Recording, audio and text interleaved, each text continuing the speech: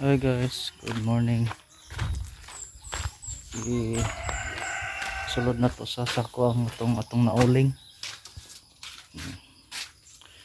Meron na tayong nalagay dito sa sako guys, isang sako na uling. Yung inuling natin kahapon na nung nakarang araw. So, ito na yung isa. Tapos may isisilid pa tayo doon sa sako. Mga dalawang sako pa siguro rin. Kaya tatlong sako yung na gawa natin na uling. So, pang ano na yon.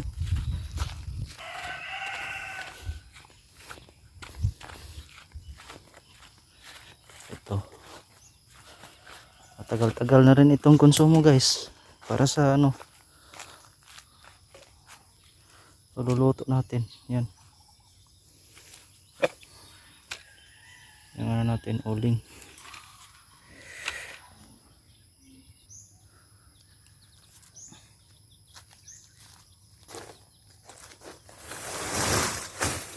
Dalawang araw pala natin to inuling guys. Isa lang yung drum natin. So, mayroon na tayong isang sako doon na nalagay. So ito pangalawa. Tapos sobrahin ito ng dalawang sako. So, mayroon tayong ano, siguro dalawang sako at kalahati.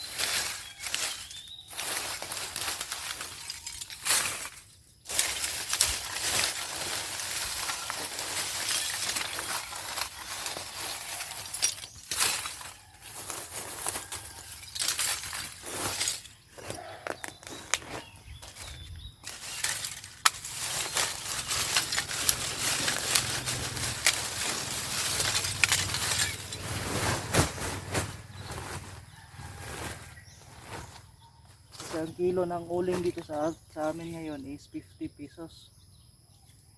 So tulong na rin ito.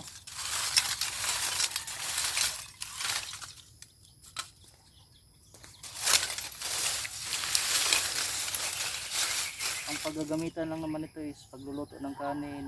Tapos minsan pag nag-iinit ako ng tubig, pero pag nag-iinit ako ng tubig, yung kahoy ang gagamitin ko. Ito lang talaga yung ano, pang luto ng kanin. Saka yung ano, ngayon kasi hindi na ako bibili ng LPG kasi sobrang mahal. 1.6 na yung LPG dito sa amin, yung 11 kg. So ito lang muna yung gagamitin ko. Uling ito pala.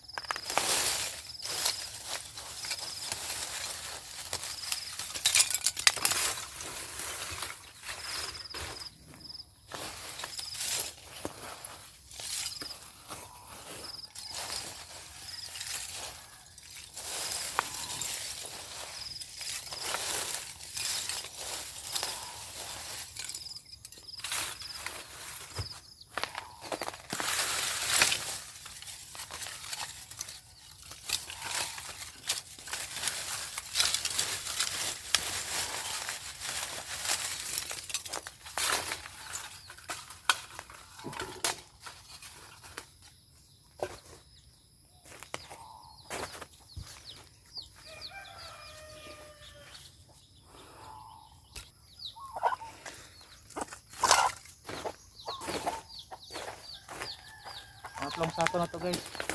Galit sa dito.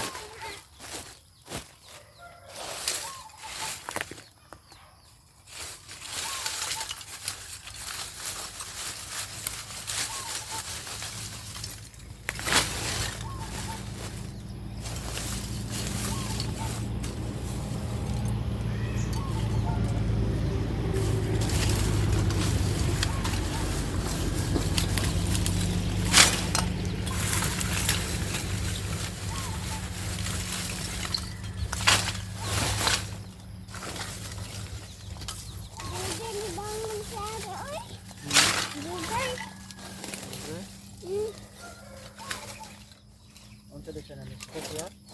Ha? Naniskop ya ate, mong dugay ni bangon. Nag-dreaming siguro si ate mo.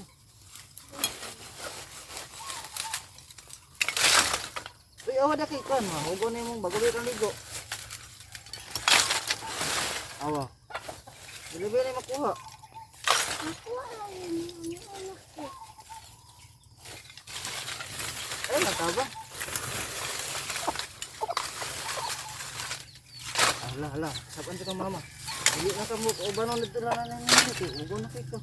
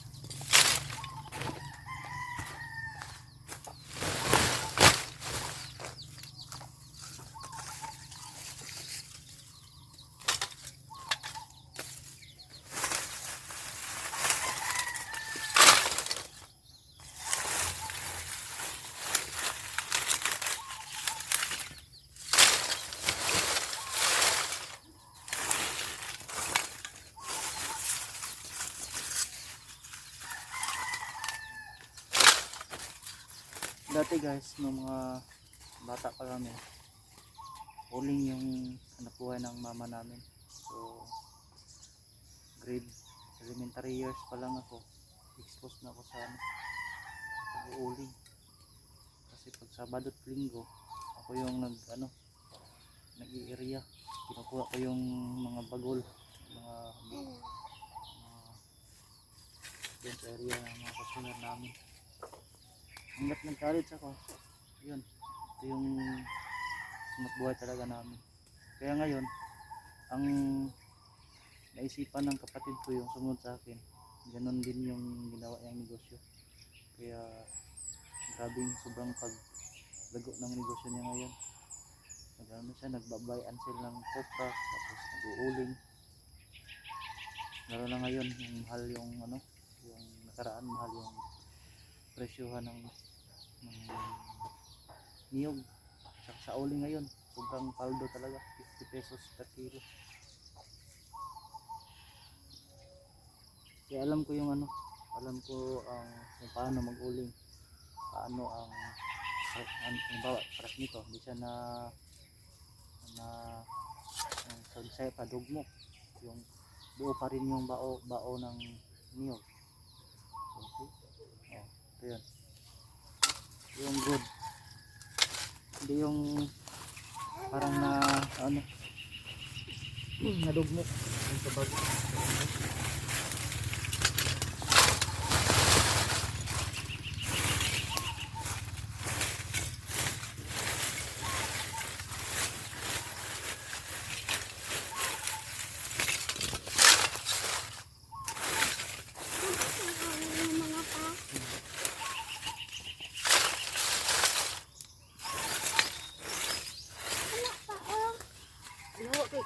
Kundi ko kanang hugo kay kuya bago kang ligo.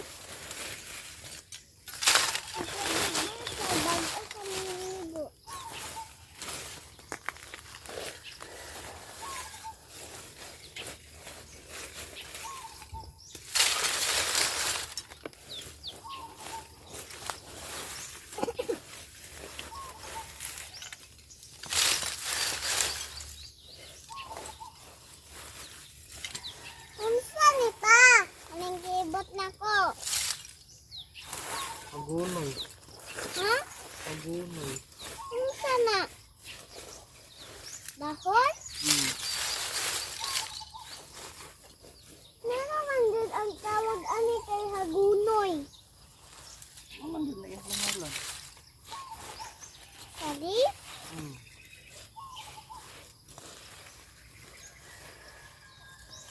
Daho na din.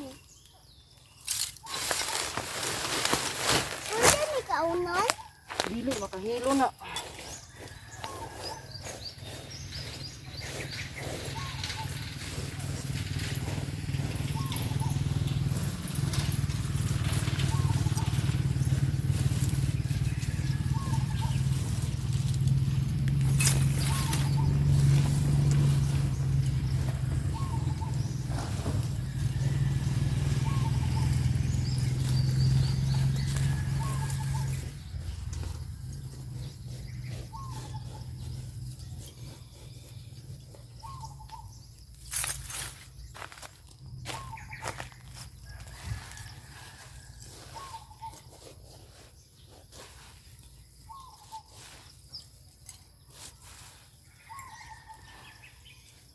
Ang saon man na nimo pa?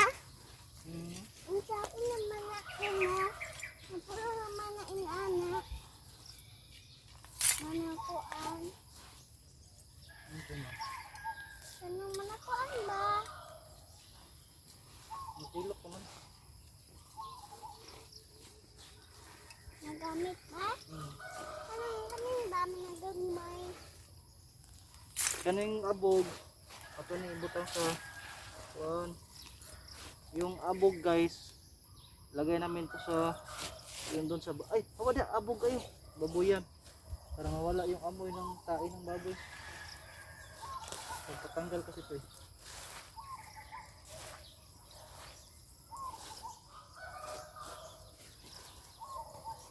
Diba make up na na? Diba same naman na sa make up? Same ba? Mayroon na tayong dalawang sakot ko lang ito.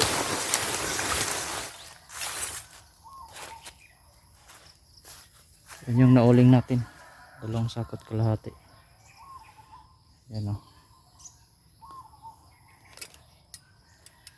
Yung isa. So yun na muna guys. Thank you for watching.